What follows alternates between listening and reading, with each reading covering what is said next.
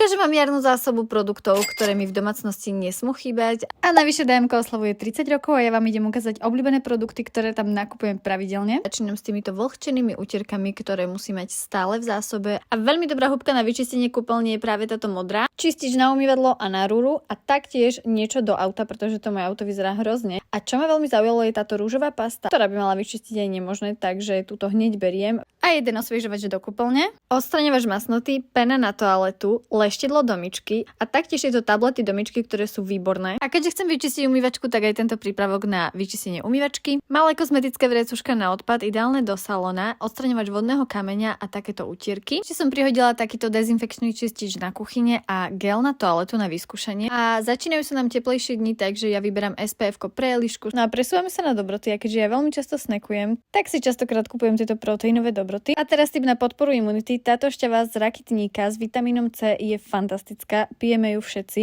Taktiež jedno sojové mliečko, stále kupujeme aj túto granulu a nemôžem obísť tento džem, ktorý som vám niekoľkokrát chválila, je to najlepší džem, aký som kedy jedla. A teraz sme vzali na skúšku aj tento jahodový, kuskus, omáčky na cestoviny. Moje najobľúbenejšie je táto ricotta pecorino, jedna biokrémová káva, ghee masielko. A v DMku už nájdete aj krásne veľkonočné stojany, veľkonočné vajíčka, zajačikovia a dekorácie na ozdobenie koláčikov. Ale aby to tu nebolo celé na maškrtách a domácnosti, tipy od Balei, tieto série sú fantastické. Takisto nočný krém, SPF a vitamín C do očného okolia. Taktiež táto pufka na púder od Ebelin a takto vyzerá môj nákup. No a pri pokladni nájdete takéto deodoranty, ktoré sú super. Ja už ten jeden rúžový mám a vonia krásne a tuto sa už môj manžel morduje s ťažkou taškou a ja vám len zakývam. Pa, pa.